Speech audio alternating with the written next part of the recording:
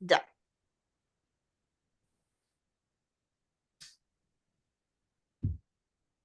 Ok.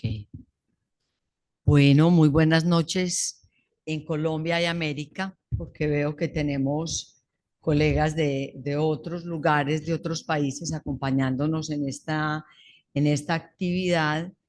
Buenos días, Pedro Pablo, porque es importante que los que nos acompañan sepan que para Pedro Pablo son más de las 2 de la mañana, o sea, se levantó para podernos acompañar en esta jornada del seminario. De entrada, muchísimas gracias, Pedro Pablo, por este esfuerzo. Voy a hacer pues como una pequeña presentación para quienes no conocen a Pedro Pablo. Pedro Pablo es un miembro, es un colega psicoanalista de la Internacional de los Foros. Pedro Pablo es psicoanalista en Barcelona, miembro del Foro Gallego de Psicoanálisis, AM de la Escuela de Psicoanálisis de los Foros del Campo Lacaniano, es coordinador del seminario, o sea, después de que surgió nuestro seminario, Pedro Pablo abrió como esta misma posibilidad de trabajo con los colegas en Europa y él tiene un seminario muy rico con una gran diversidad de personas que lo acompañan. Yo creo que quienes quieran podemos dar el contacto por si quieren entrar a las actividades del seminario de Pedro Pablo y se llama La formación del analista de Freud a Lacan, ¿cierto? Actividad de la comunidad hispanohablante de la Internacional de los Foros del Campo Lacaniano. Pedro Pablo es un colega, es venezolano, o sea, él ha hecho todo un itinerario realmente en lo que ha implicado su formación, su propia formación. Pedro Pablo es venezolano, Pedro Pablo no tiene formación como psicólogo. Yo diría que de alguna manera Pedro Pablo es un poco el analista tipo como lo propone Lacan, es decir, es producto de su análisis. Al terminar su análisis, Pedro Pablo demanda el pase a la internacional. Pedro Pablo es nominado a él hizo un trabajo muy extenso durante los 2 o 3 años, no recuerdo, Pedro Pablo, en ese tiempo si eran 2 o 3 años como analista de escuela, es decir, que su posición, su trabajo en relación al psicoanálisis es un efecto de su análisis, ¿cierto? Más que de la formación académica, teórica, profesional, etcétera, y creo que eso le da una característica personalmente, pues que valoro mucho, porque Lacan dice el analista es el producto de un análisis, ¿cierto? No de un cursus académico, no de un recorrido de formación teórica, sino es el efecto de un análisis, lo podría decir de esta manera. Bueno, Pedro Pablo nos propone hoy de hecho yo le propuse a Pedro Pablo acompañarnos hoy a ver si a propósito de una conferencia que Pedro Pablo trabajó recientemente en el Foro Psicoanalítico del Norte de Argentina, NOA. Ellos lo invitaron precisamente para trabajar sobre el tema que se llama Escuela y Éticas. Así se llama también la conferencia que Pedro Pablo nos va a presentar hoy. Él dice que es una actualización un poco, algo ha renovado respecto de lo que presentó hace muy poco en el NOA, en el norte de Argentina, recientemente. No recuerdo la fecha, Pedro Pablo, tú la podrás precisar. El 4 de Ah, octubre. ¿el qué? 4 de octubre. El 4 de octubre, efectivamente, muy reciente.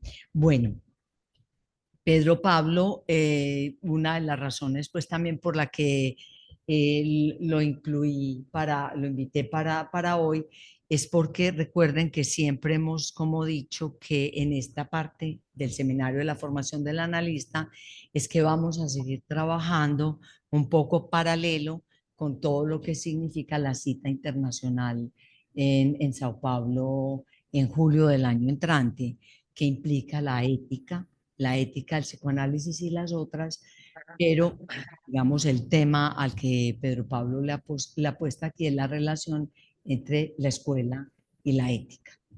Bueno, ya tú dirás lo que quieras como agregar o articular en relación a mi presentación. Nuevamente, pues te agradezco muchísimo el esfuerzo, el trabajo. Yo creo que más que esfuerzo es una puesta en el deseo. Y eso es yo creo que lo que le da un valor adicional a tu participación hoy. Bienvenido pues y muchas gracias. Te doy la palabra, ya tú dirás. Gracias, gracias Clara. Eh, Buenas noches allá, bueno, buenas madrugadas para mí. Sí, estoy de acuerdo, pues es algo que se sostiene en el deseo y es un acto de amor eso de levantarme a la 1:15, a la 1:45 de la madrugada. Eso no lo hacía desde que está enamorado, desde que era adolescente y estaba enamorado. Entonces, pero bueno, yo tengo pues un gran vínculo afectivo con Colombia, con los foros de Colombia, eh, especialmente con el Foro del Medellín. Aunque nunca fui miembro del Foro de Medellín, realmente yo me siento miembro, ex miembro del Foro de Medellín. Tengo numerosos amigos allí, como los tengo también en Pereira, donde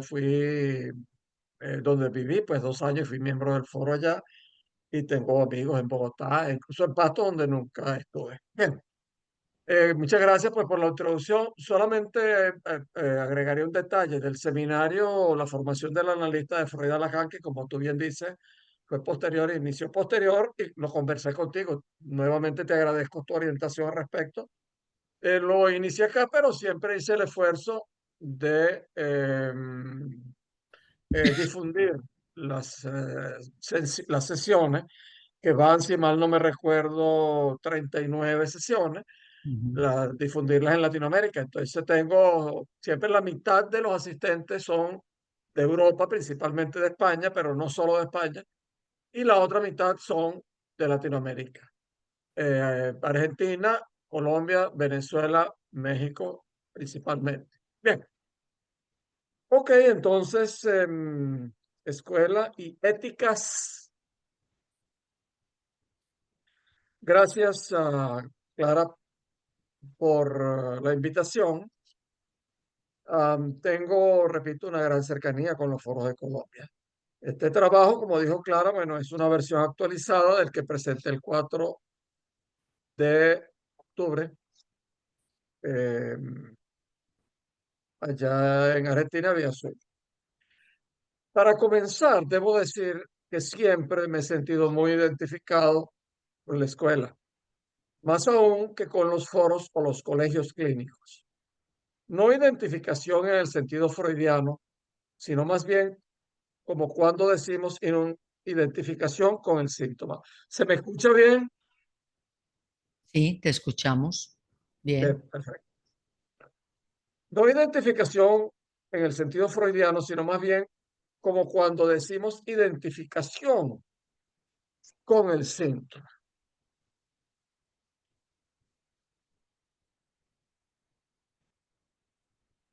Una identificación que no es una identificación, una identidad de separación, al decir de Colette Soler. Más bien la ubicación de una identidad. Pues bien, resulta que por ello me emociono al pensar en el pase y el cartel, en los espacios de escuela y seminarios de escuela, o al leer textos como el acto de fundación, el discurso de la EFP, la proposición, la carta de disolución y otros. Es una identificación que tiene detrás un deseo de escuela, uno que se ha puesto en juego desde pequeñas participaciones hasta asumir las mayores responsabilidades, siempre con mucho esfuerzo, pero también con amor y asimismo con algunos desencuentros. Es por este deseo que me hace mucha ilusión esta invitación, y antes que hacer una presentación muy formal, me gustaría compartir con ustedes algunas reflexiones en torno al tema. Como Ortega y Gasset, soy amigo del lenguaje sencillo, Cuando alguien es complicado, de inmediato sospecho que no sabe de lo que habla y lo esconde tras galimatías. Ujú. Esto parece colidir abiertamente con el estilo y el lenguaje de Lacan. Bien, quizás este nunca se interesó por ser entendido, lo que paradójicamente le ha prodigado decenas de miles de seguidores intentando entenderle, por supuesto, sin excluirme. Me recuerda a Joyce, quien se empeñó en escribir obras en las que no decía nada, especialmente Ulises y Finnegans Wake, y como resultado tiene legiones de admiradores discutiendo qué fue lo que quiso decir Joyce, quien precisamente se empeñó y logró no decir nada.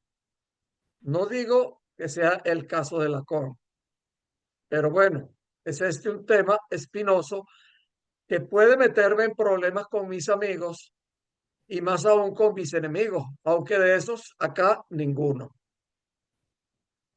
Bien, un momento, por favor.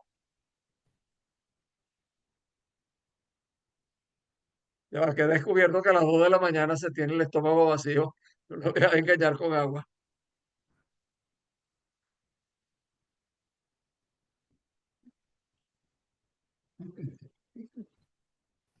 Bien, puede que esté divagando, quizás producto de cierto sensible tema familiar, más un desagradable incidente propio de la vida urbana, sobrevenidos en plena preparación de este trabajo y de otros compromisos agregados a una rutina ya de por sí recargada. El incidente, aunque pequeño, no me ha dejado sin inquietud, quizás mayor de la que en sí amerita. Aparentemente esto no guarda relación alguna con nuestro tema de hoy. ¿A qué mencionarlo acá? Momento de egocentrismo. Quién sabe, las apariencias engañan. Y si no, que lo diga el sujeto supuesto saber, exitoso timador. Al decir de Unamuno, para el universo no soy nada, para mí lo soy todo. Veamos, este suceso me ha causado una inquietud mayor de lo que su carácter un poco anecdótico implica. Seguramente adivinarán que algo del pasado se ha removido allí. Pero ¿cómo? ¿Es que acaso después de un flamante final de análisis algo del pasado puede quedar? Pues por supuesto que no algo, que mucho queda, a pesar de la connotación de no hay más nada después que puede tener el sintagma final de análisis, que algunos toman como que luego de eso ya no puede quedar nada en el sujeto con su cuerpo, nada que la palabra pueda tocar. Y claro, que se puede, que queda y que se puede trabajar, no necesariamente desde el dispositivo freudiano. Es lo que he llamado análisis después del análisis, expresión que algún eco ni buscado ni querido ha tenido en algunos ámbitos. Pero eso es lo de menos para la ocasión. El punto clave que tirios y troyanos reconocerán es que el incidente ya no se aleja tanto de nuestro tema como pudimos pensar. De hecho, se puede mostrar que está en el mero centro. Este suceso puso en juego algo del síntoma, algo del núcleo de real de sucesos muy lejanos, y con ello automáticamente se activó algo del saber hacer con el síntoma. Un saber hacer donde lo fundamental no está en el yo, ni siquiera en el sujeto, sino en el cuerpo, específicamente en ese síntoma donde se ha ubicado una identidad en lo real. Y todo ello enmarcado en el decir del santón, función de anudamiento. En mi caso, íntimamente vinculado con el deseo del analista y con mi deseo de escuela.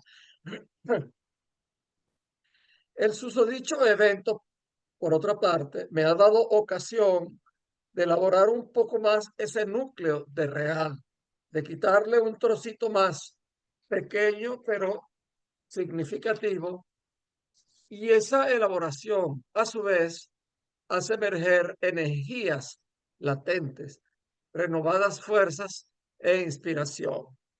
Esto me hace recordar una muy conocida canción de Jacques Brel, aunque no se trate de una situación de amor, como en la canción, sí de una resurgida fuerza interior, siempre latente. On a vu souvent réjaillir le feu de l'ancien volcan qu'on croyait trop vieux. Il est, paraît-il, de terre brûlée, donnant plus de blé qu'un meilleur avril. Et quand vient le soir, quand le ciel flamboie, les rouges et les noirs ne se poussent-ils pas? A menudo vemos arder el fuego del antiguo volcán que creíamos demasiado viejo. Parece ser que las tierras quemadas dan mejor trigo que un buen mes de abril. Y cuando llega la noche, no se unen el rojo y el negro para que el cielo arda en llamas. La escuela. Bien, volvamos a la escuela. Hagamos un poquito de historia antes de de la fundación de su escuela en 1964. Hablo de la escuela de Lacan, obviamente. Después de lo que él denominó excomunión, con lo cual Lacan se equiparó nada menos que a Spinoza. Hacia Lacan para ese entonces, bueno, no tenía 1000 años, tenía 63 años. Hacia 1934, 30 años atrás, mientras se analizaba con Rudolf Lowenstein, se unió a la Sociedad Psicoanalítica de París, que formaba parte de la IPA, donde pasó a ser miembro titular en 1938, a los 37 años. Su reivindicación de un retorno a Freud, su oposición a otras corrientes freudianas, especialmente la ego psychology, corriente dominante en la IPA, así como su evolución teórica, provocaron una decisión dentro de la Sociedad Psicoanalítica de París en el 1953, de la que surgió la Sociedad Francesa de Psicoanálisis.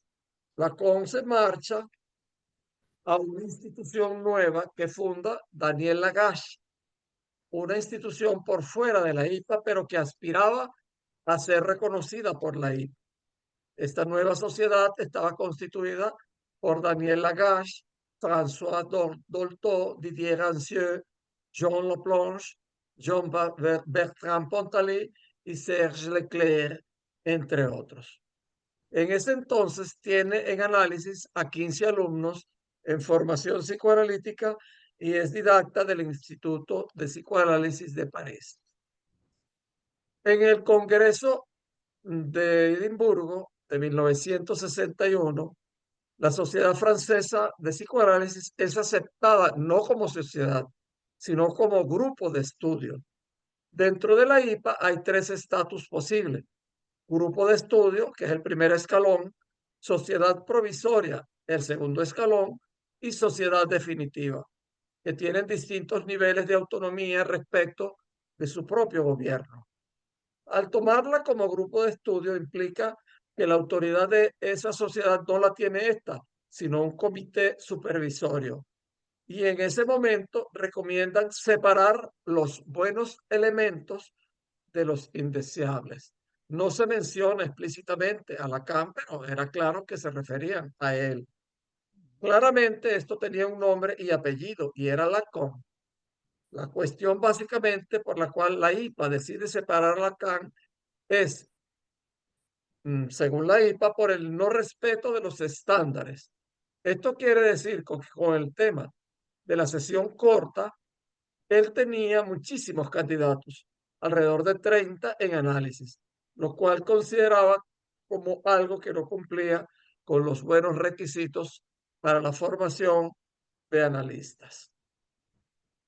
En 1963, 2 años después, en el Congreso de Estocolmo, la Sociedad Francesa de Psicoanálisis sigue siendo un grupo de estudio y Lacan, viendo que no lo incorporaba como miembro, decide romper con la Sociedad Francesa de Eh, Psicoanálisis Espérate, Pedro Pablo, ¿podrías retomar desde 1963 la sociedad francesa? Porque algo pasó con tu micrófono y no te escuchamos en adelante. Ok, un momentito, déjame ubicar.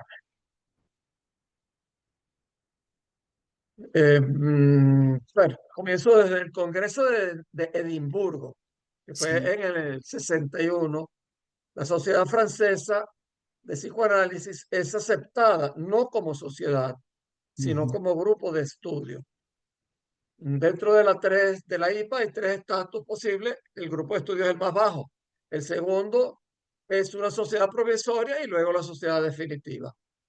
El tomarla como grupo de estudio implica que la autoridad no la tiene el propio grupo, sino un comité supervisorio de la IPA, obviamente. Y en ese momento recomiendan separar los buenos elementos de los indeseables. No ujú, mencionan explícitamente a Lacan. Claramente, sin embargo, esto tenía nombre y apellido y era Lacan. La cuestión, básicamente, por la cual la IPA decide separar a Lacan es que, según ella, por el no respeto de los estándares. Esto quiere decir que con el tema de la sesión corta, él tenía muchísimos candidatos, alrededor de 30 en análisis, lo cual consideraban como algo que no cumplía con los buenos requisitos para la formación de analista. En 1963, es decir, 2 años después del Congreso de Edimburgo, en el Congreso de Estocolmo, la Sociedad Francesa de Psicoanálisis sigue siendo un grupo de estudio y Lacan, viendo que no lo incorporaban como miembro, decide romper con la Sociedad Francesa de Psicoanálisis y plantea la situación de quienes están con él y quienes no.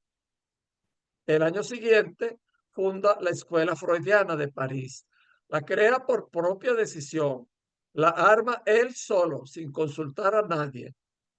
Con él se van numerosos analistas como Pierre Oligny, François Perrier, Mustafa Safwan y Jenny Aubry. Jenny Aubry, la famosa Jenny Aubry de las notas sobre el niño.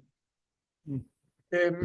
Pierre Origné y François Pierre son los que después se irían con el cuarto grupo en el 68, creo que fue, por ahí, por el 69. Bueno, la revista que ellos publican es Ornicar, que indirectamente recuerda la noción de Lacan. Bueno, una de las cosas que aprendí preparando este tema es esa frase de dónde venía ese bendito Ricard que yo no sabía, pues. Viene de una frase enseñada a nivel escolar en Francia como recurso para recordar las 7 conjunciones de Ujú, coordinación en francés, que son me, u, don, or, ni y car. ujú, Entonces la frase es me, ue, don, or, ni car. Entonces, bueno, es interesante porque entonces para muchos niños que empiezan a recibir eso pues desde muy temprano, es algo que se monta sobre la lang de cada uno. Entonces, el Ornicar recuerda indirectamente la noción de la LOC. La Escuela Freudiana de París funcionó entre 1964 y 1980, cuando fue disuelta por él mismo, tras una serie de disputas internas. Recuerdo una referencia, no lo más importante, pero que refleja lo duro de la situación en aquel momento. Esto lo dice en carta de disolución. Dice, no necesito mucha gente y hay gente que no necesito.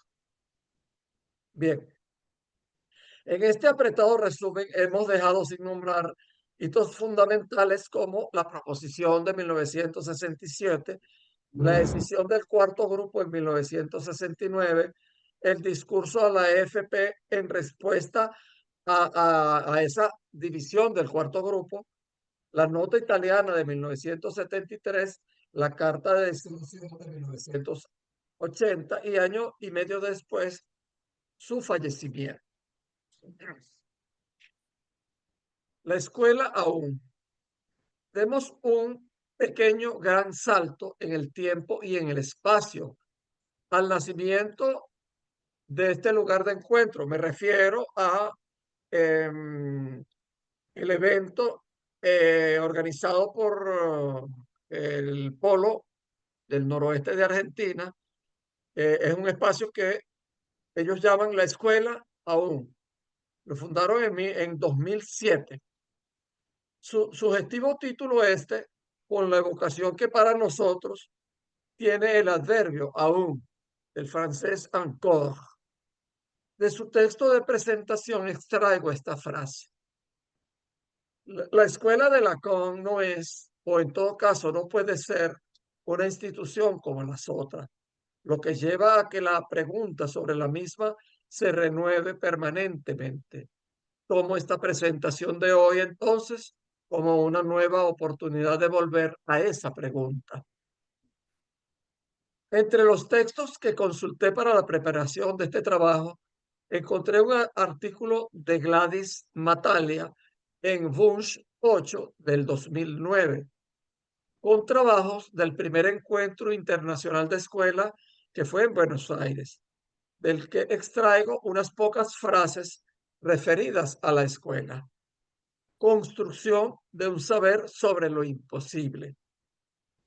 Lugar por excelencia, refugio del deseo de analista. Dicho sea paso, el imposible, cuando hablamos de la escuela, pues a menudo se refiere al imposible de definir lo que es el analista. Es un imposible que Ujú. está en el mero núcleo de lo que nos reúne hoy aquí y de lo que me ha hecho levantar a las 2 de la madrugada. Es el imposible de definir lo que es el analista.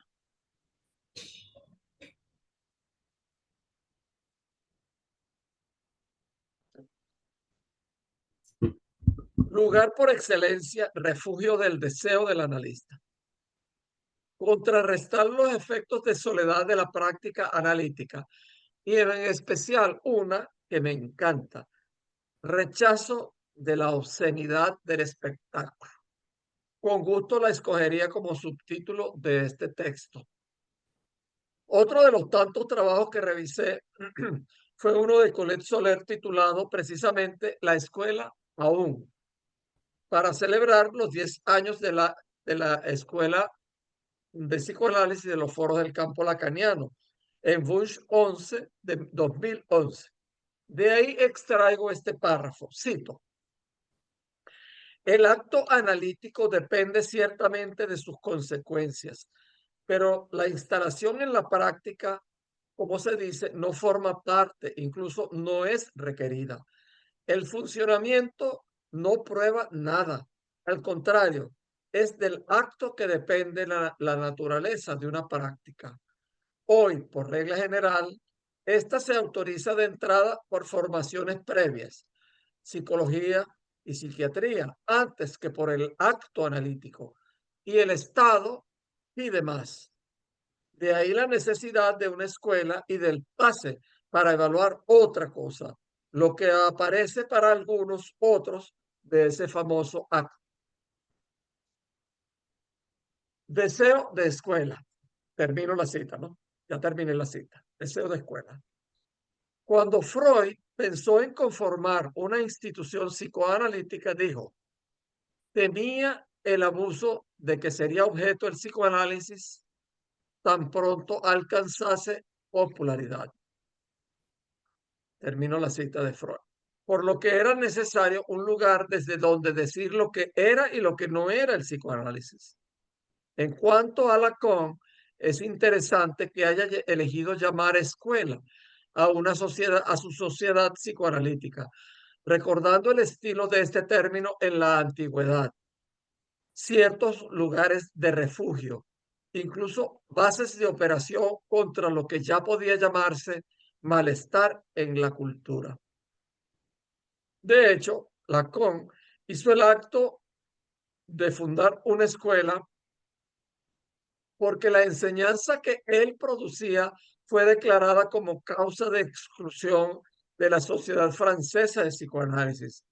Esto que justificó su excomunión, como él la llamó, fue paradójicamente la razón de que algunos renunciaran a la IPA para seguirle y la fundó para cumplir el trabajo, cito, de volver a llevar la praxis original que Freud instituyó con el nombre de psicoanálisis al deber que le corresponde en nuestro mundo, denunciar en él las desviaciones y las concesiones que amortizan su progreso al degradar su empleo. Esta es una cita del seminario 11, los cuatro conceptos fundamentales del psicoanálisis. Así pues, las instituciones que fundaron tanto Freud como Lacan las querían al servicio del psicoanálisis, no al servicio de los psicoanalistas. En cuanto a nosotros, hay dos experiencias que están profundamente vinculadas: la experiencia del análisis y la experiencia de escuela. En la experiencia del análisis se trata de que el deseo del análisis es una expresión de Lacan en el seminario, en ese caso no la llamó del analista, lleve a obtener la diferencia absoluta. Esa diferencia absoluta no es sino la manera en que Lacan denominaba en los tiempos del seminario 11 la singularidad radical del parletre. En la experiencia de la escuela, en tanto también hay en su núcleo una falta de saber incurable, se trata de proseguir una modalidad de análisis que la toma a ella y a los que la comparten como partener de un deseo de saber que no ceja de intentar alcanzar a decir o a medio decir que es el psicoanalista. Por otra parte, es interesante ver que lo colectivo que implica una escuela no es muy acorde con el discurso analítico, el cual no admite el todos juntos. Además, lo que es fundamental es que hay un imposible en el núcleo de la escuela, que es el que no existe el analista. Posiblemente a eso se deba la pasión por lo grupal que se pone en juego en una escuela. Ahora, toda institución involucra un intento de restablecer al otro. Al no saber qué es el analista, más se desea el estatuto de miembro y o de algún cargo, de algún otro cargo, perdón, de algún cargo en el entramado organizacional. Se busca en la escuela el gran otro del saber, que designaría qué es un analista. A ello Lacan respondió colocando en el centro de la escuela ese no saber qué es un analista, causando así una apuesta por el trabajo en común. En el lugar del imposible del lazo, todo colectivo, se sitúa un deseo de escuela, siempre singular, el cual necesariamente conlleva un decir como posición de la que se enuncia ese deseo.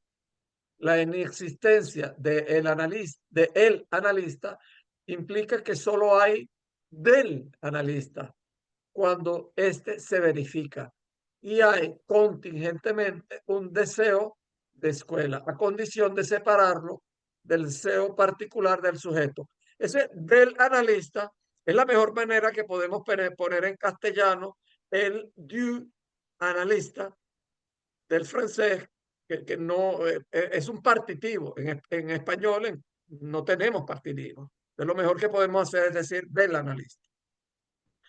La compensó la escuela como lugar para cultivar un lazo de trabajo entre los miembros, sostenido por el dispositivo del cartel y en 1967 también por el pase.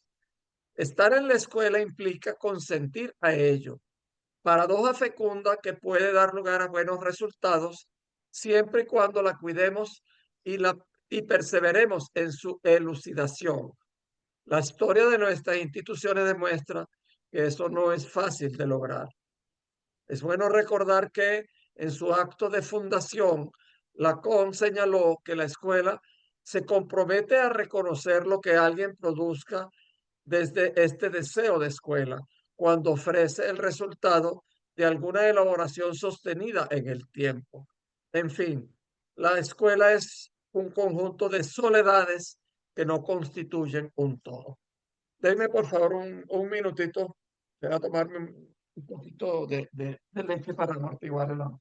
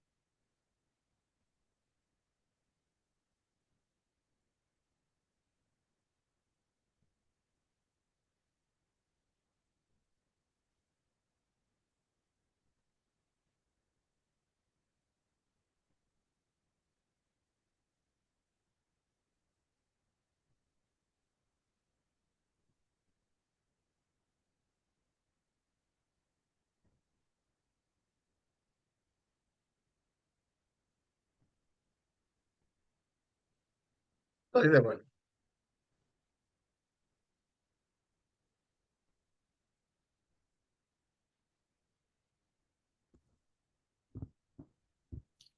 Que tomarme algo porque amor con hambre no dura. Bueno, paso a otra sección de esta ponencia. He llamado posición del analista en la escuela. Una semana después de la presentación en Argentina, el 11 de, estoy confundido, 11 de septiembre, bueno, en fin, como que me confundí con la fecha. Bien, no importa, sí, en realidad no fue octubre, fue 4 de octubre y 11 de octubre. El 11 de octubre di una presentación en la quinta media jornada de carteles de escuela intercontinentales y bilingües. Tomo de allí un extracto que viene a colación de nuestro tema de hoy. La primera de estas medias jornadas fue por llamado a propuestas, las otras por invitación del CAOE, porque eso lo organiza, es el CAOE, la Comisión de Acogida y Orientación de la Escuela. En diversos espacios y ocasiones he manifestado mi opinión en el sentido de que son los propios carteles los que deben decidir si participan o no en cualquier evento, acorde con la idea del cartel como órgano de base de nuestra escuela, según la propuesta de la CON en Decollage, en Despegue, creo que se tradujo en español de 1980. Por tal razón, la amable invitación del CAOE me representó un dilema. Si la aceptaba, iría contra mi posición de que son los propios carteles los que deben postularse. Si la rechazaba, perdería una oportunidad única de expresarlo y de proyectar el trabajo de cartel. Decidí aceptarla e intentar hacerlo de una manera constructiva en lo institucional. Podemos verlo como ejemplo de una particular posición del analista, de este analista ante la escuela, una que busca ser coherente con los principios sin caer en innecesarios conflictos. Si los organizadores estaban al tanto de mi posición, pues resultaba muy acorde con la ética de nuestra escuela, el haber cursado la invitación a pesar de eso. Se trata de otra posición del analista, esta vez desde un lugar en la jerarquía, una que no busca silenciar las diferencias, sino posibilitar el debate abierto. Ambas posiciones anteriores son coherentes con la ética del psicoanálisis, que bien sabemos conduce a la caída del gran otro al final de la cura.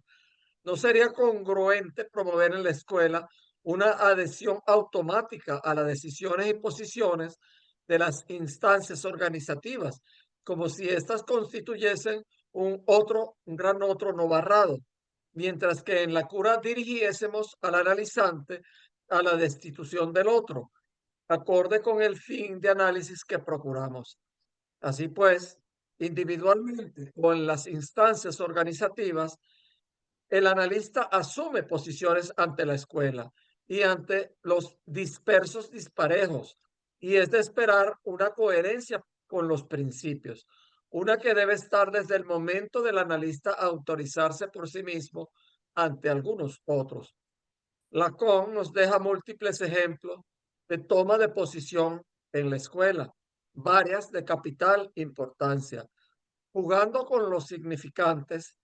¿Qué mejor ejemplo que la proposición de 1967, un verdadero acto de consecuencias institucionales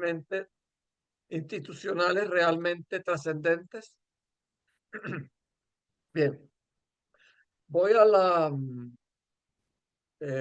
última sección del, de este trabajo, que se relaciona con el treceavo no, el 13º encuentro de la IFEP-FCL en Sao Paulo en julio del año próximo.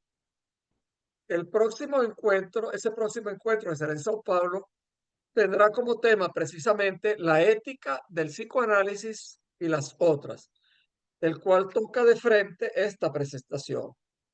Examinemos entonces de manera somera, en sus aspectos resaltantes, el argumento de este evento, titulado Éticas y escrito por Colette Soler. Comienza afirmando con Lacan que la ética es relativa al discurso. Hay, así pues, la ética del amo, la de la histérica y la del universitario. Ahora, el amo no es único. Hay el amo de la organización, el del Estado, el del partido político y así sucesivamente. Incluso a veces lo hay de algunas instituciones psicoanalíticas. Por ende, la ética del amo no es única, se declina según el amo del caso. Similarmente con la ética de la histérica y la del universitario. Y en el discurso del analista también habrá que declinarlo según el analista del que se trate. Pues claro que no. En ese caso la ética es una sola, aunque pueda tener sus matices según quien la interprete. Más adelante volveremos sobre ello. A continuación, dice la autora algo que encuentro problemático. Cito, a la cual hay que añadir la de los lazos del tiempo, nuestro tiempo.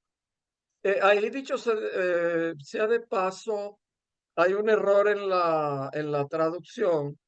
En la traducción dice, no, dice al cual se añade, no es al cual, porque en francés se refiere es a la ética.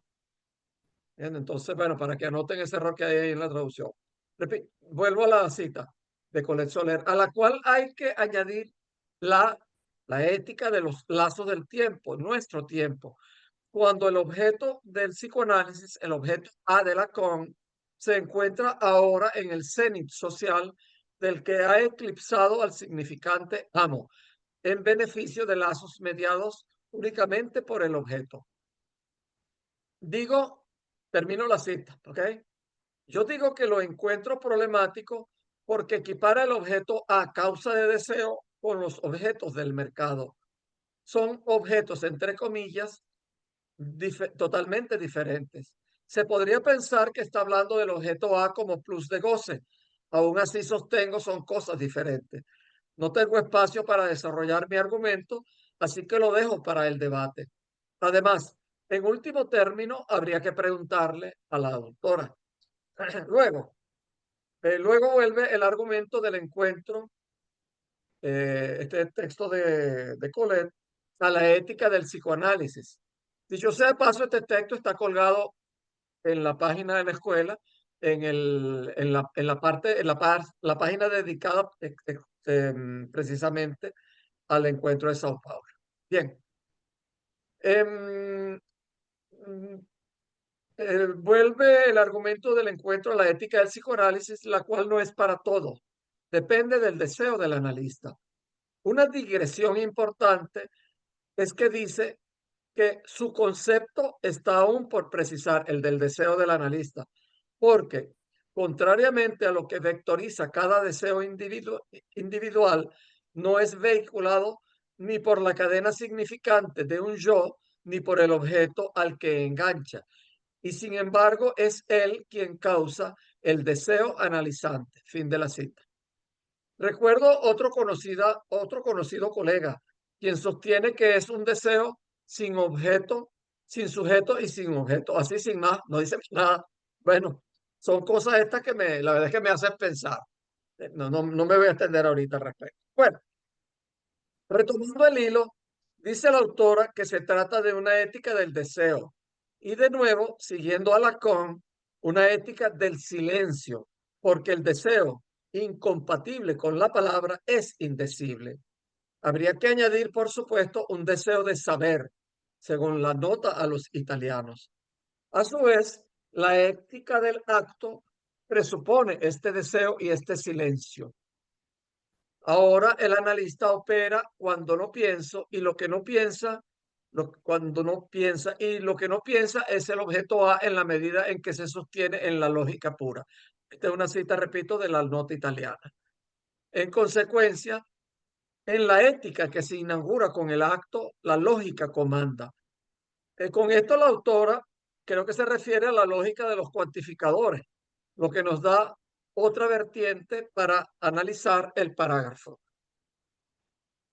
De lo anterior, ella extrae una deducción fundamental. Cito, si es la lógica la que comanda, se rechazan las normas y se impone una práctica sin valor, ajena a cualquier axiología.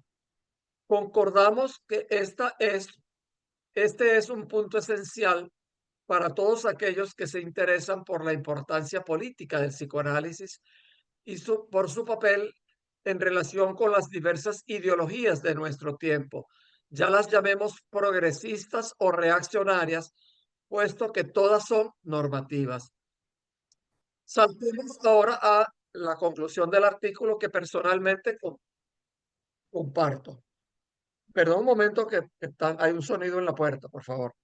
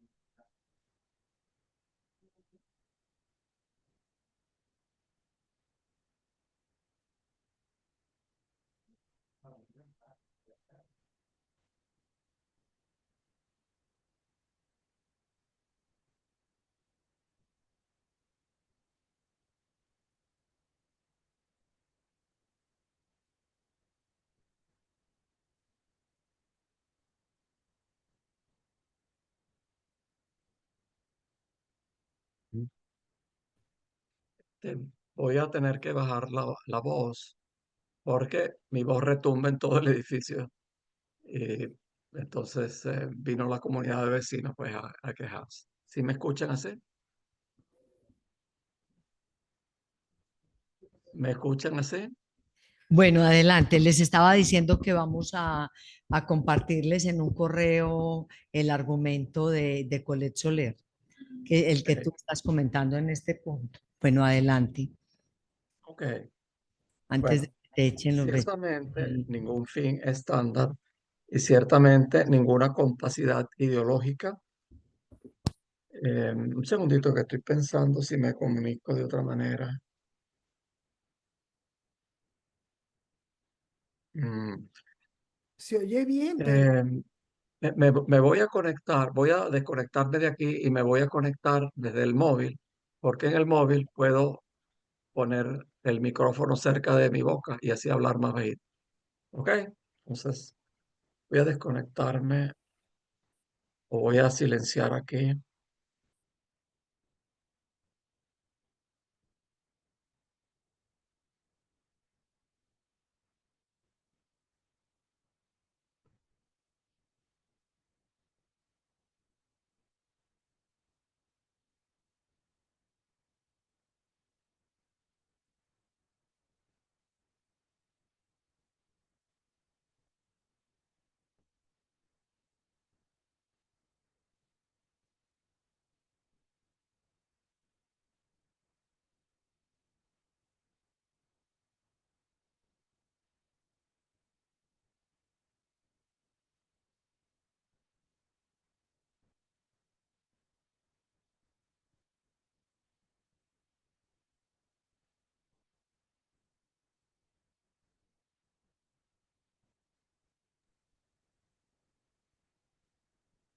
No se te escucha, Pedro Pablo.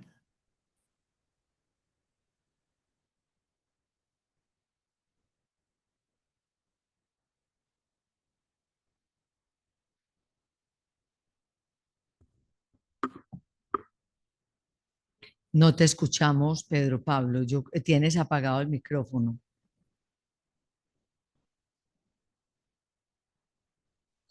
Bueno, hay que improvisar. Voy a colocarme. Sí, yo creo que podemos ir llegando hacia el final para que no te echen los vecinos en una No, provocación. me voy a mover a otro espacio del apartamento. Espero no perder la conexión.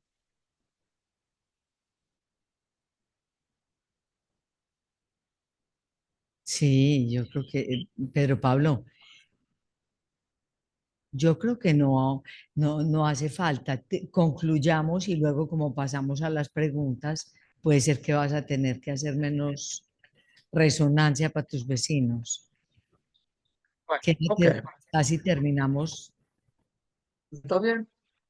Sí, Bueno, adelante. muy bien. Déjame silenciar aquí entonces.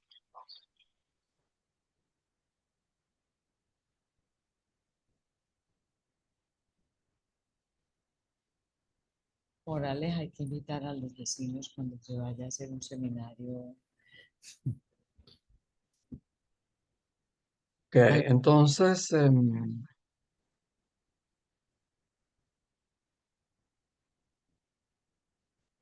un segundito para abreviar aquí. Bueno, entonces podemos dejar, ok, para finalizar estos comentarios sobre el argumento del encuentro del año próximo, diría que hace falta una necesaria referencia de esas que no deben quedar implícitas a la ética del bien decir introducida por Lacan en televisión, donde propone una ética particular, no universal, enfocada en el modo en que el sujeto se posiciona frente a lo real a través de la palabra. Como sabemos, se opone a una ética basada en normas o bienes universales, centrándose en lo singular del sujeto y su experiencia del deseo y del goce a través del análisis. No se basa en la oposición placer-displacer ni en los criterios de realidad y no es una doctrina de valores o normas. Ok. Ok, Bueno, Vamos a la... bueno, pasemos a, no sé Bien, cómo.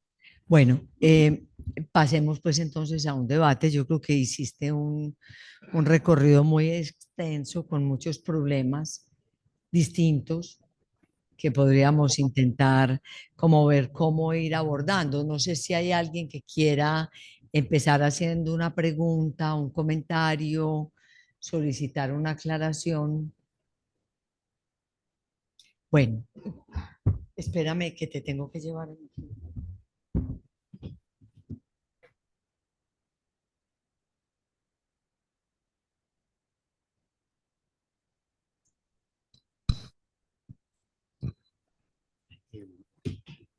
Pedro Pablo, te van a hacer una pregunta desde aquí de la sede del Foro de Medellín. Juan Sí, Esteban buenos Giraldo te va a días. hacer una pregunta. Gracias, buenos días, Pedro Pablo. Gracias por su exposición. ¿quién habla, por favor? Juan Esteban Juan Giraldo, él Esteban te Giraldo. habla desde aquí, desde el Foro de Medellín. Ok. Sí, ayúdame, sí. Yo creo que ahí te puede ver, Sí, mira. ahí me ve, ¿cierto? Sí. Sí, si Bueno, quieres trae la silla para acá. Y la dejamos de una vez como la silla de la acusada. mm, yo quisiera hacer tres pequeñas preguntas, comentarios. Voy a ser muy breve. La primera es, a propósito de lo que acaba de pasar con sus vecinos. Usted mencionaba al principio algo que hubiera podido ser el subtítulo de su trabajo, que mencionó como un rechazo de la obscenidad del espectáculo. Yo, Ujú. yo quería de pronto que si podía ahondar un poco más en eso y por qué no fue el subtítulo. Lo segundo tiene que ver con la forma en que Clara lo presentó a usted. Me interesó mucho como de alguna forma producto de su análisis. ¿Cómo eh, ¿Cómo podría usted contar que sucedió ese salto del analizante al analista? ¿Cómo sucedió el pase? Es una curiosidad. Y lo último es, cuando usted habla de ética del silencio y ética del bien decir, ¿usted encuentra alguna relación con eso? ¿Puedes repetir esa última? Ética, usted mencionaba la ética del silencio y al Mm, final mencionó la ética del bien decir. Eh, ¿Ante qué no debe haber palabras? Se me ocurrió esa pregunta. Y si encuentra alguna relación entre una ética del silencio y el bien decir, esos asuntos. Sí. Gracias. Pedro Pablo, ¿quieres responder una por una? Por ahora no tenemos sí, es preferible, pues son pero varias, entonces se me pueden olvidar. una por una, es decir, tres, de a tres. Ujú. Mira, la obscenidad del espectáculo, eh, bueno, es una cita que yo tomé pues de un trabajo, pero como yo la interpreto, pues, eh, a ver, yo pienso que en la posición del analista, en la escuela y fuera de la escuela también, pues, porque a veces uno tiene pues una cierta vida pública, digamos así. Debe haber una cierta discreción, cierto bajo perfil. eh, y uno a veces pues ve a algunos colegas pues que son como reinas de carnaval, pues, o como, eh, qué sé yo, pues propulsores no sé, pues, hacen como demasiado espectáculo. Y encuentro que hay algo obsceno en eso. Em, Producto de su análisis, bueno, sería largo de contar, está escrito y está publicado bastante material en Bunch, hay varios artículos. A ver, ¿qué podría decir? Pues yo pues soy originalmente la profesión ingeniero, pues, y otro poco de cosas que estudié, pues buscando pues buscando el saber, entonces uno busca un pocotón de cosas. Profesor de matemáticas teóricas y aplicadas por 8 años, 9 años en la Universidad de los Andes de Venezuela, eh, y otro pocotón de años de profesor de estrategia organizacional en la Universidad Central. Em, y bueno, pues yo entré al análisis porque lo necesitaba, pues, Mm. porque el síntoma aplastaba mi vida. Pero bueno, en el camino pues me fui apasionando por el psicoanálisis. Y al principio no entendía nada. Al principio, a la mitad y más allá de la mitad, y al 75% seguía sin entender nada. Hoy en día no tanto como crean. Este, mm, em, y bueno, pues yo no pensaba que yo podía ser analista, pues no me pasaba por la mente. Además, ahí se cruzan cuestiones fantasmáticas del fantasma de cada uno. ¿Eh? Pero, a ver, lo que sí soy fuera, dentro y fuera del análisis, siempre he sido una persona, un hombre apasionado, pues. Yo cuando me le meto a algo, es que me le meto. Y yo me le metí a mi análisis de verdad. No era para ser analista ni para tener un título, no. Yo voy a fondo, al fondo, hasta lo último. Y eh, bueno, yo iba pues a algunos seminarios, pues, eh, que dictaba María Antonieta, que tenemos la fortuna de que nos acompaña hoy acá. Pues yo estaba ahí pues un poco al margen, pues como cucaracha en baile de gallinas me sentía yo, pues. Pero sería muy largo de contar, pero a ver, hacia el final de mi análisis ocurren transformaciones que yo llamé pues un cataclismo, un movimiento telúrico del sujeto, una transformación del sujeto. El atravesamiento del fantasma, la transformación del síntoma. Ese sería muy largo de contar, pero que son una realidad, no son puro papel y lecturas de librito. Es una realidad que yo no había leído, lo experimenté en mi cuerpo. Y por otra parte, hacia ese mismo periodo, yo subía mucho al Cerro del Ávila, es una montaña preciosa que hay al norte de Caracas,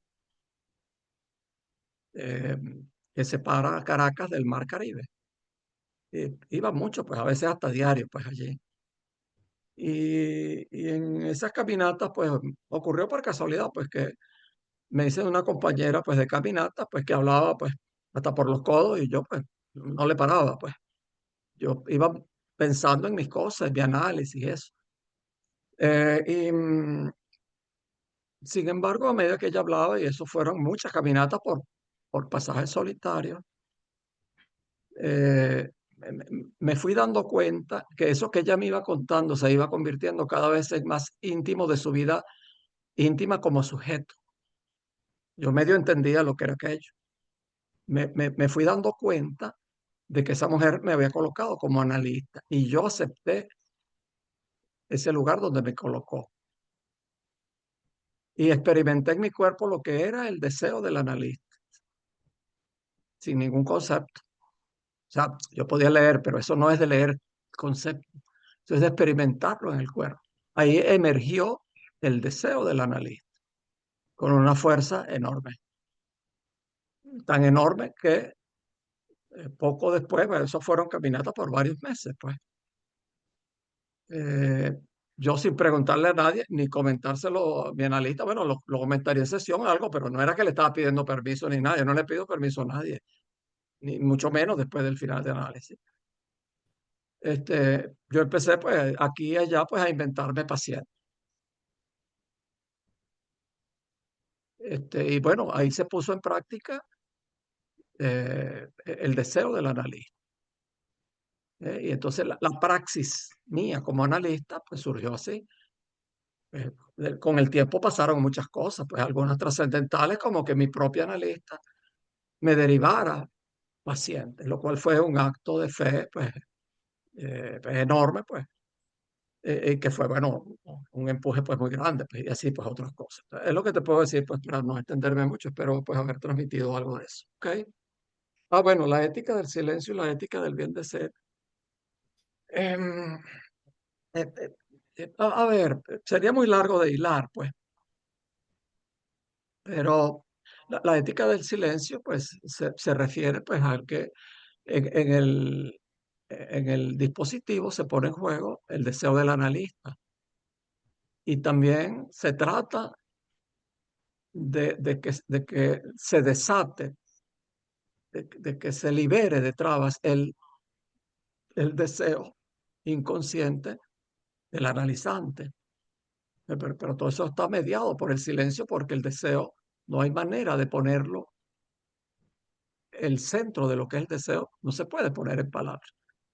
Entonces, la ética nuestra, recuerda, cuando hablamos de ética en psicoanálisis nos referimos a los fines.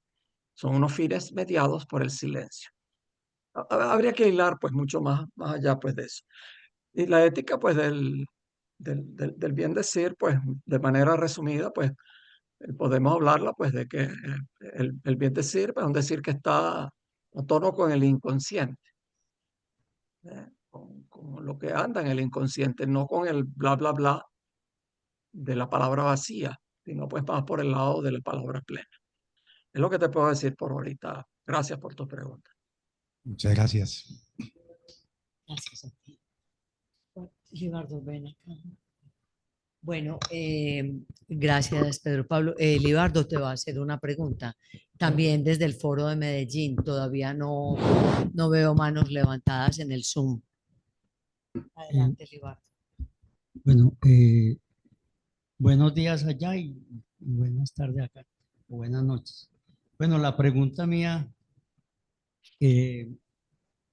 esta expresión, al empezar la exposición, identificación con el síntoma, me gustaría, pues, como en ese indagación, ¿cómo es ese asunto? Identificarse con el síntoma. ¿Sí?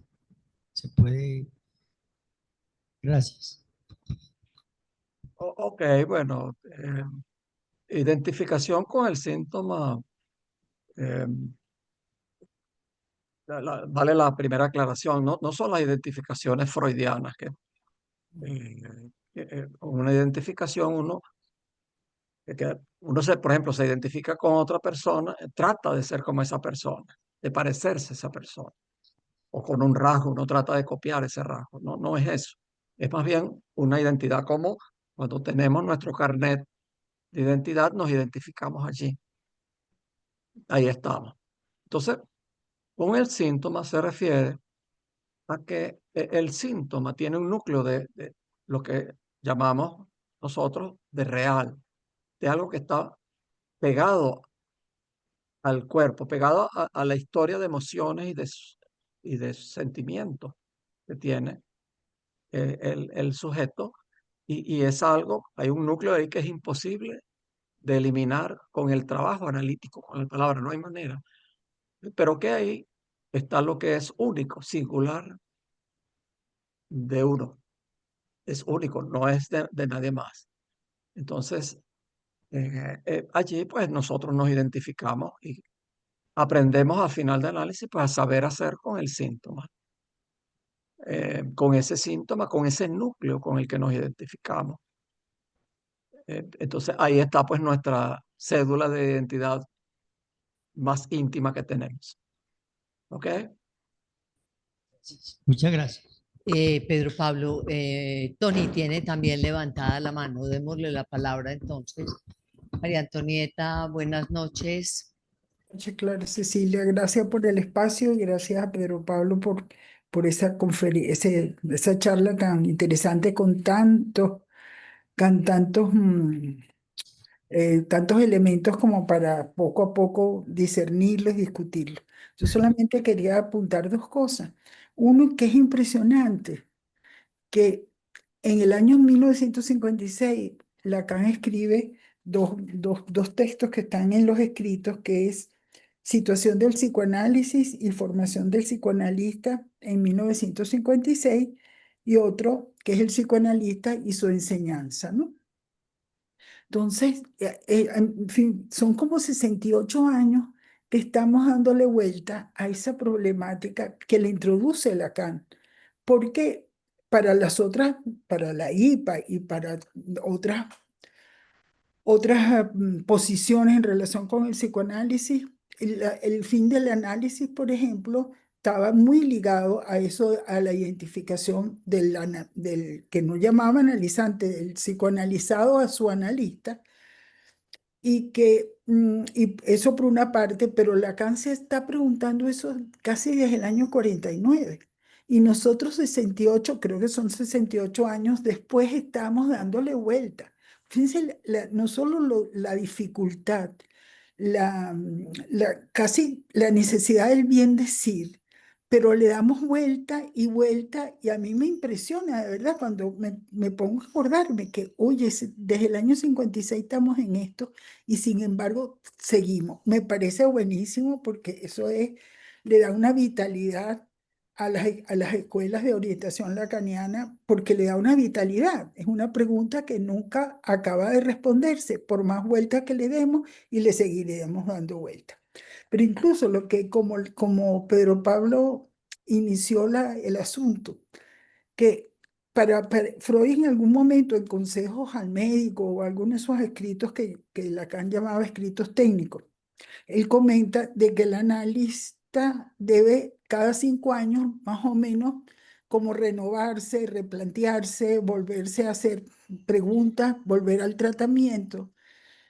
En cambio, para nosotros, el fin de análisis es el fin de análisis. Y cuando pasan situaciones como la que estaba narrando Pedro Pablo, que lo conmueve y que lo lleva a ese punto, que es como una marca, que es como una herida que nunca termina, pero que se trabajó, se elaboró, pero sin embargo no requiere exactamente volver otra vez a estar en un dispositivo analítico como sugería Freud, que cada 5 años el analista tenía que ir a hacerse un reanálisis. Esto es otra cosa, porque evidentemente hay cosas que en la vida, después de un fin de análisis, incluso después, hay cosas que pasan en la vida que uno tiene que darle otra vuelta, pero no es entrar en análisis otra vez. Eso hace una enorme diferencia en relación a lo que planteaba Freud de cada 5 años entonces volver a analizarse, ¿no? Porque claro, los análisis en aquel momento para Freud no tenían las consideraciones que tienen para nosotros el proceso o el dispositivo del análisis. Eso por una parte, pero eso quiere decir eso, es decir, que lo que está elaborado y que llevó al deseo del analista está, la gente está viva, la gente le pasan cosas.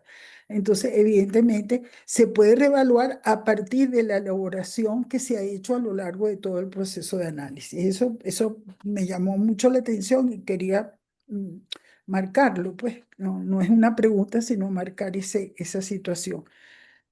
Y luego que, bueno, que el deseo del analista, tal como lo entiendo, es un vacío. Entonces no tiene nombre. Por eso quizás lo que tú planteabas, Pedro Pablo, de lo imposible de decir, porque es un vacío, porque lo otro sería un desplazamiento que no es yo lo que concibo como deseo del analista, como causa. Es vacío, es un vacío. Entonces, tiene sus intríngulis y tiene su dificultad incluso de poderlo explicar, a menos que, como dice Pedro Pablo, lo vivencia, y lo vivencia de tal manera que es la experiencia de la cual uno intenta decir algo cuando decide hacer un pase. Bueno, eso es más o menos lo que quería plantear, Mm. porque me da pena cuando tanta gente de Medellín a lo mejor quieren hablar.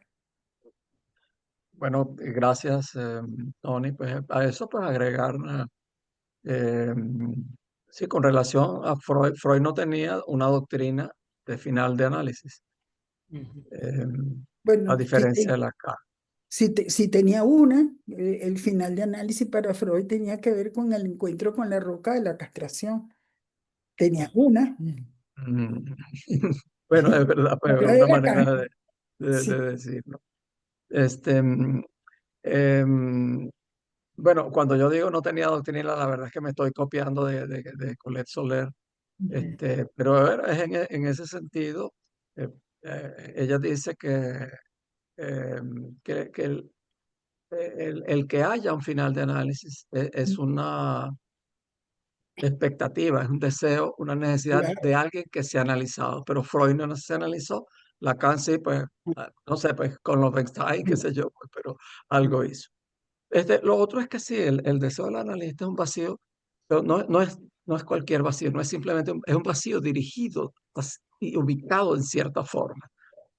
Yo soy de los que sí piensa que algo se puede decir del deseo, pero eso sería después extendernos pues mucho por acá. Gracias, Tony.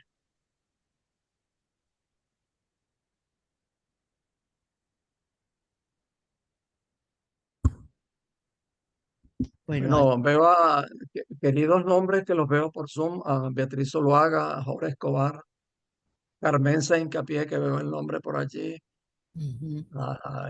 y otros. Jorge Escobar quiere hacerte una pregunta. Ajá, adelante, Jorge. Antes, Jorge. Pedro, hola, muchas gracias. Trabajo, por el esfuerzo, por el trasnocho.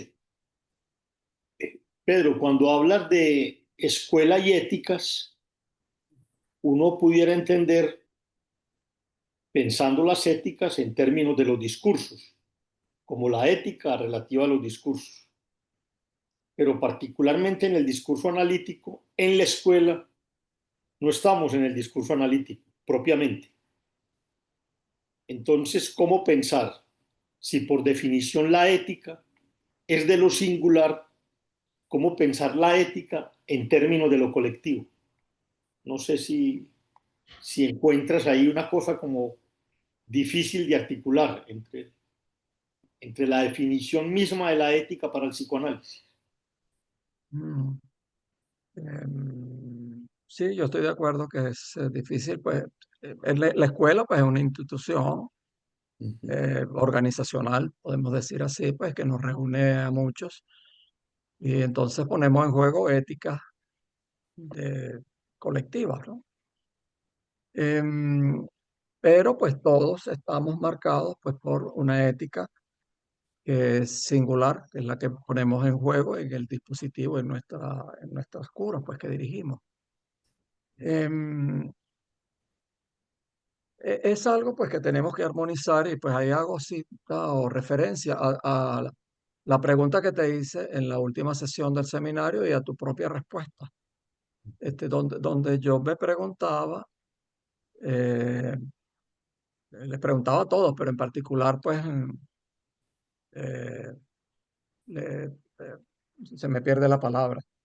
Les preguntaba a todos, pero en particular a Tony, a Antonieta y a ti, si podían decir algo, cómo uno en la escuela puede poner en juego el discurso del analista, porque uno no se va a colocar como objeto causa del deseo, pues es un poco extraño eso de que uno desde la escuela se vaya a colocar eso. Y entonces tú hacías la respuesta tuya, como yo la entendí, dije allí que me gustó mucho y de verdad me gustó mucho, es que eh, en el pase, ah, cuando, cuando alguien es, eh,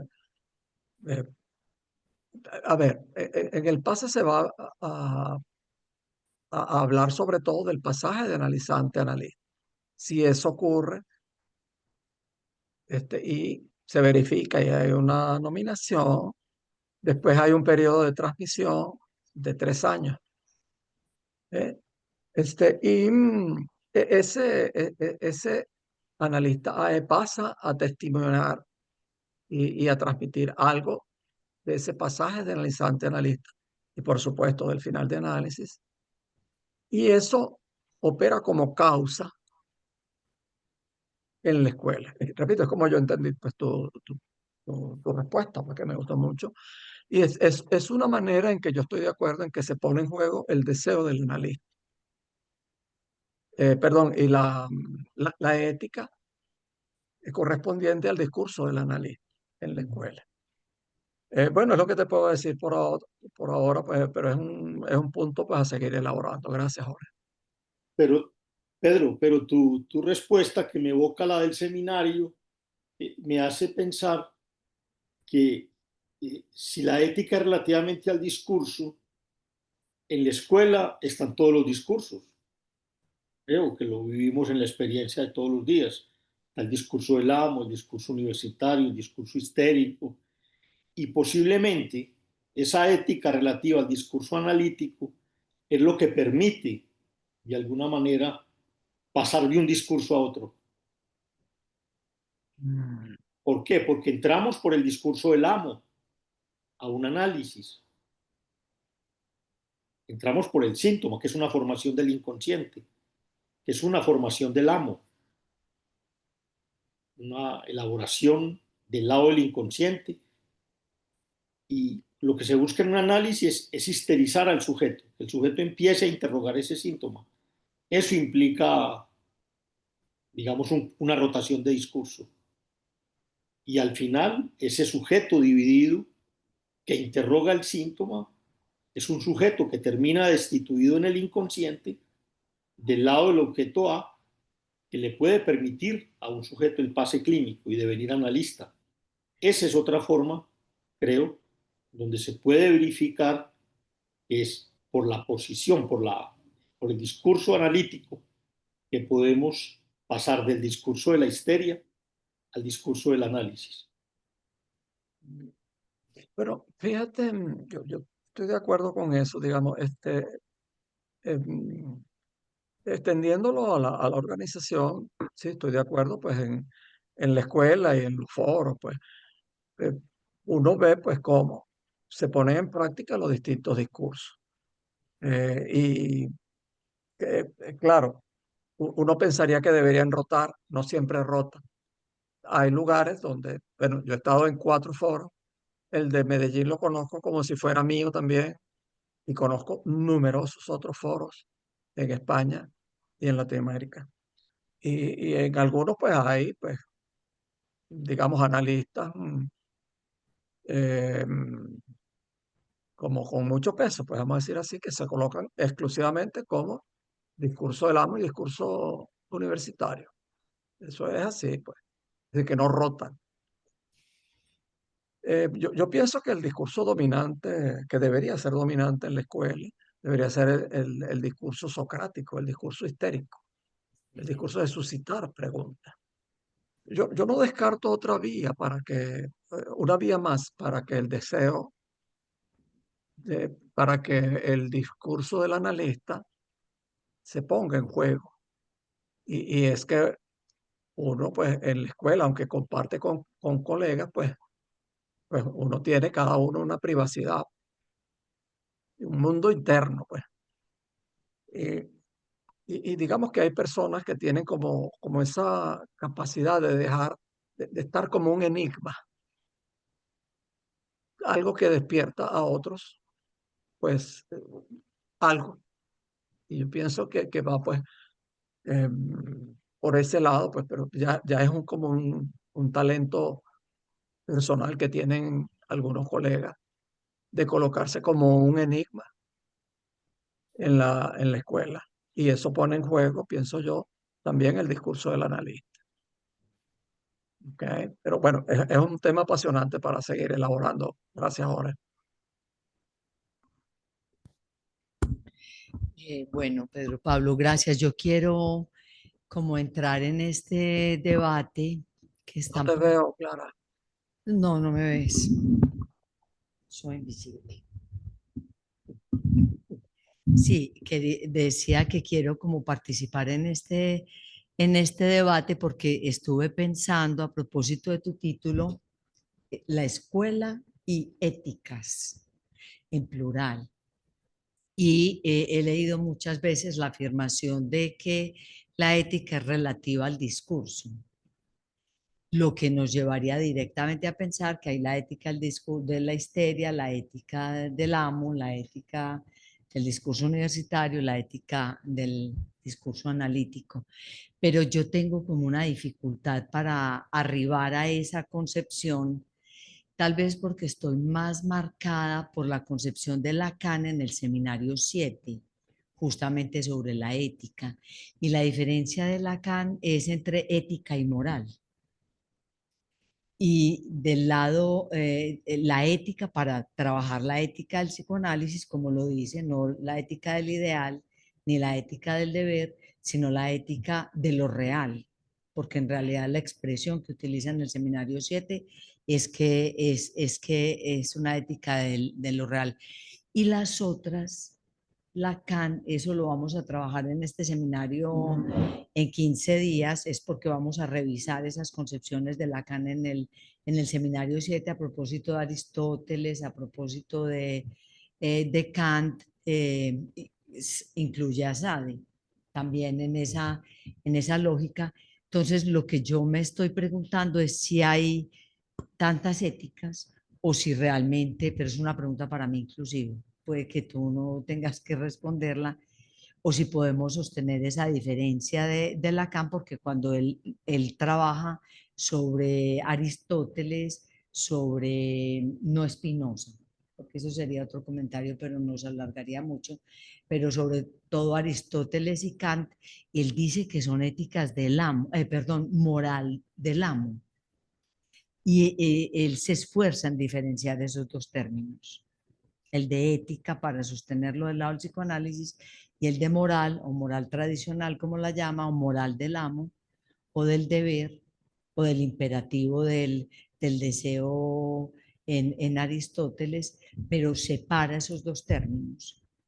Entonces, yo tengo ese punto, no sé si todavía no he arribado a poder entender las otras éticas como relativas al discurso, porque no sé tú qué piensas, pero la del discurso del amo no podríamos concebirla como la moral del amo, del imperativo, del deber, y sobre todo lo que para Lacan es fundamental allí es que él dice con respecto al deseo, pueden esperar sentados. Es decir, ninguna de ellas implica el deseo del sujeto, que es su apuesta en el seminario 7. Bueno, fíjate cómo yo entiendo el asunto. Em, a ver, tendríamos que ver lo que entendemos por moral, ¿no? Y lo que entendemos por ética. ¿Eh? Por moral, usualmente, pues, es un conjunto de preceptos normativos de lo que está bien y lo que está mal, que funciona en un cierto contexto, una organización, una comunidad, una cultura. ¿Eh? La ética, eh, como concebida desde la filosofía, es la teoría de los valores, la teoría al respecto. Y cómo la utiliza, pues, eh, eh, por ejemplo, el Aristóteles en la ética de Nicómaco, o la ética de Kant, o su contraparte de Sade, em, eh, pues van un poco más. La manera que yo lo entiendo de una manera práctica es que tenemos que ver con relación a los fines. La ética del psicoanálisis apunta al deseo, como un fin, a la liberación del deseo. ¿Eh? La ética del amo, pues no apunta a eso, pues, pero lo que yo interpreto, bueno, que el amo no es uno solo, pues. No es lo mismo el amo en una organización determinada, ¿eh? Las organizaciones en general son jerarquizadas. Si es una empresa, por ejemplo, que está en la ética capitalista, una empresa, pues, capitalista, es la ética de la ganancia. Eso es lo que se impone en general.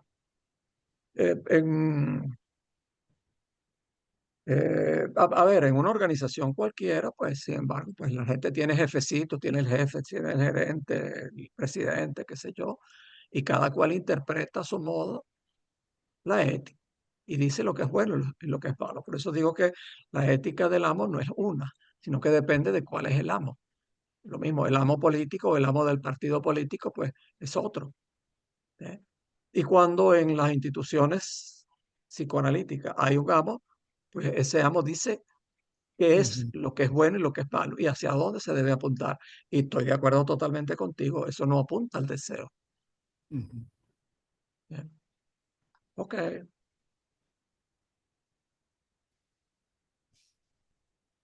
De hecho, nuestra historia, que tú hiciste la historia que me pareció muy interesante de la fundación de la escuela de Lacan y la nuestra, ¿qué tengo que hacer aquí? Después. Y la nuestra es justamente el trabajo que ha implicado en la Internacional de los Foros de poder crear un modo de escuela que no implique al amo, que no implique al otro. Porque de todas maneras, después de Lacan, que tuvimos la Asociación Mundial de Psicoanálisis, había un amo que decía claramente que estaba bien y que estaba mal, a quien se nominaba para el pase y a quien no. Es decir, ese punto fue un punto de fractura fundamental, ¿cierto? Para retirarnos de la AMP, los que estábamos en la AMP en ese momento, y crear lo que creamos en los foros. Y la apuesta de los foros es precisamente esa, una institución sin el amo, sin el gran otro. Que es bueno, creo que en esa vía iba María Antonieta cuando hablaba justamente, y tú, del agujero, de lo que hace causa en torno a ese no poder definir quién es el analista, ¿cierto? Que no hay una, es decir, es como Lacan dice, la mujer no existe, el analista no existe, es decir, no hay un universal. Y esa pregunta, que es en torno a esa pregunta que sostenemos nosotros la institución. Me pareció como interesante aportar esto también en el recorrido que tú haces, porque Lacan, cuando funda la escuela, con el propósito de devolver el descubrimiento freudiano a su fundamento y denunciar las desviaciones, eh, una de ellas es la institución de un amo, una de ellas es la institución del otro, el que sabe, el que decide, el que determina lo que está bien y lo que está mal. Creo que el hecho de que tengamos instituciones de analistas no nos exime de ese problema, ¿cierto? De hecho, Lacan dice es la escuela de psicoanálisis, no de psicoanalistas. No sé qué, pues cierto, Sí. piensas y No, creo que nuestra historia de los foros es una historia que tiene que ver con eso, con una ruptura de un director general, que creo que era así como se llamaba, de un director general que decide y que ordena el destino, no solo de la escuela, sino de los miembros de la escuela. Eso es una parte de la historia que posiblemente para ustedes que son muy jóvenes no la conocen, pero el nacimiento de la Internacional de los Foros tiene que ver con eso. Es decir, es un acto con una posición ética, que por eso insisto en que quizás podemos intentar hacer la diferencia más bien entre éticas, hacerla como la propuso Lacan, entre ética y moral, que sería un tema bastante más amplio. Te invito Sí. la próxima semana también a las 2 de la mañana en 15 para revisar Yo participo. esas concepciones de Lacan. En fin, creo que es todo un tema realmente lo que está aquí. Ahora, efectivamente, no me quiero demorar tampoco mucho en eso, pero Lacan revisa Kant, Aristóteles, incluido Sade, etcétera, y él se opone, él funda una concepción de la ética distinta a esas éticas tradicionales, pero curiosamente dice cómo no estar cerca de alguien que ha podido decir la esencia del hombre, el deseo es la esencia del hombre. Spinoza. Claro, para referirse justamente a Spinoza. Siempre he pensado en todo caso que él compare su exclusión de la IPA con la excomunión de Spinoza. Me parece excesiva del lado de Lacan, porque la excomunión de Spinoza fue bárbara. Pero muy interesante porque los dos crean su obra a partir de la excomunión. O sea, Spinoza no lo excomulgan por su obra. Spinoza comienza su obra después de la excomunión y Lacan, a partir de lo que él llama su excomunión, Claro, es que crea efectivamente o sea, la teoría lacaniana, sí, que hasta ese momento él está leyendo a la letra a Freud. sí. ¿Quieres decir algo? ¿Quién, María Antonieta? No, Ok. me parece muy interesante lo que desarrolla. Está bien. Sí. Pero fíjate, Ujú. eh, efectivamente, la escuela de donde venimos, pues yo no la conocí tanto directamente, pero conozco muchísimas referencias. Y había, y pues creo que todavía hay, pues una cosa, no es tan anecdótica, pues hay muchos artículos que uno consigue, pues, de, de la miembros de la AMP en internet, que se publica mucho, pues, y muy buenos, muchos de ellos muy buenos, pues. Pero hay algo curioso, no es raro encontrar, en nuestros artículos nosotros encontramos muchas referencias a Colette Soler, de Lacan, eso es así. Pero algo que me llama la atención, que no es extraño ni infrecuente encontrar en artículos de miembros de la MAPE, bueno, por ejemplo, 40 referencias, 10 a Lacan y 20 a Miller. Es algo pues, que me llama mucho a mí la atención. Pues. Bueno, mira, hay que pensar si es cierto que, digamos, en nuestro caso, nuestra escuela, la persona que nosotros ubicamos como que está, como que nos aglutina a todos, pues digamos, no encuentro las palabras más adecuadas para decirlo, hace un esfuerzo para no colocarse como ama. Es muy claro. No quiere decir que a veces los demás no la coloquen como ama, pues que esa es otra cosa, pues, y que interpreten cualquier suspiro suyo como una orden. ¿Eh? Mm. Y además, si Colette lo dijo, entonces eso es palabra sagrada y no se puede discutir. Vamos a ver qué fue lo que quiso decir. Bueno, pero eso es otra cosa. Pero eso no quiere decir que el hecho de que a nivel global nosotros no tengamos eso, no quiere decir que a nivel local no ocurra y ocurre. ¿Eh? Sí, pero Eh, eso es parte de la obscenidad imaginaria a la que eh, te referías. pero fíjate que a veces uno se busca, uno cree que los mecanismos de las normas, los procedimientos van a resolver pues, los problemas, pues y eso pues, es muy relativo. Por ejemplo, nosotros hablamos de que debe haber rotación en los cargos. Esa es como una manera de que nadie se perpetúe en posiciones jerárquicas. Pero es muy claro que en ciertos lugares, no importa quién aparezca realmente, el que mueve el circo es otro. ¿Eh?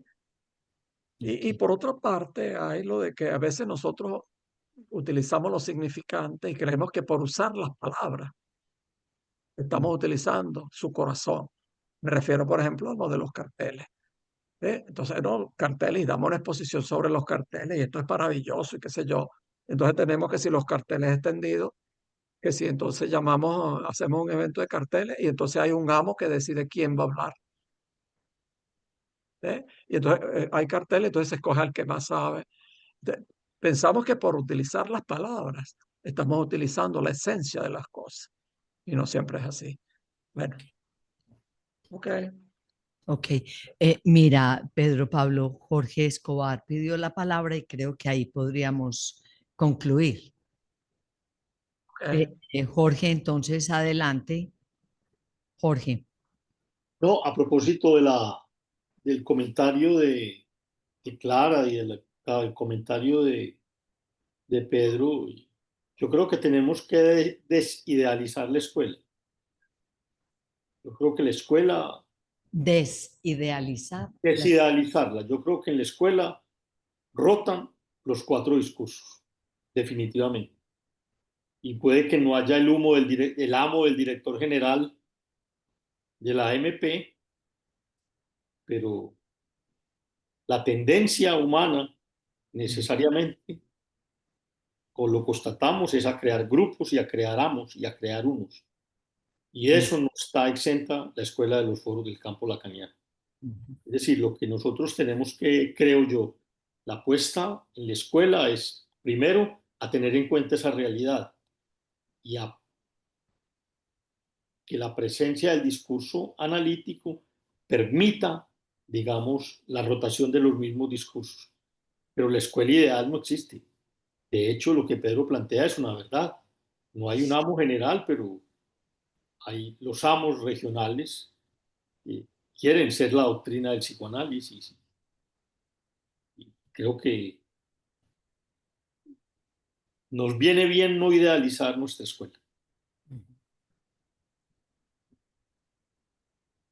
Pero yo solo agregaría que, eh, a ver, sobre lo de la rotación de los discursos, bueno, sería deseable que fuese siempre así, que rotaran, que no se quedara estancado el discurso, el ambos discurso universitario. Ves que Mm. a veces ocurre así, pues. A veces incluso, pues, en algunos, hay de todo, pues. Qué sé yo, pues hay algunos foros y colegios clínicos. En España, los colegios clínicos son separados de los foros. Ujú. En Francia también, pero bueno, son diferencias. Pero bueno, algunos en foros o colegios clínicos funcionan pues como un negocio, pues entonces como un gremio. Que donde la escuela no es del psicoanálisis, sino de los psicoanalistas. Y se ve muy claro, pues. Y se utilizan las palabras y las instituciones y los carteles y el psicoanálisis en extensión. Y parece, ay, pero esto es buenísimo, no, pero detrás lo que está es cómo hacer para atraer pacientes, para entonces aglutinar la transferencia y aumentar el negocio. Ese es el reverso del analista lacaniano. Mm, Bueno, yo creo que podemos concluir por hoy, Pedro Pablo. Muchísimas muchísimas gracias realmente por el amor, porque él dice que sin amor este esfuerzo no se hace, pero también por el deseo. Yo creo que hay un deseo de escuela que es lo que hace que sigamos trabajando para así hacer es. existir realmente la escuela. Bueno, a todos los que nos acompañaron, tanto presencial como de manera remota, muchísimas gracias. Nos volvemos a reunir el segundo jueves de noviembre. El 13 de noviembre vamos a trabajar sobre las morales de Amo en el seminario 7 de Lacan. Vamos a revisar un poco cómo Lacan lee a Aristóteles y a Kant para oponer su ética al psicoanálisis. Pedro Muchas Pablo, gracias. muchas gracias. Espero que Muchas alcances gracias, a Pedro Pablo. alcanzar. Muchas gracias, Clara. Gracias. Gracias, Ok, Nieta, por bueno, acompañarnos. Una buena noche. ajá, bueno, Gracias. gracias, pues. Vale, que Luego, acabes. pues. Chao.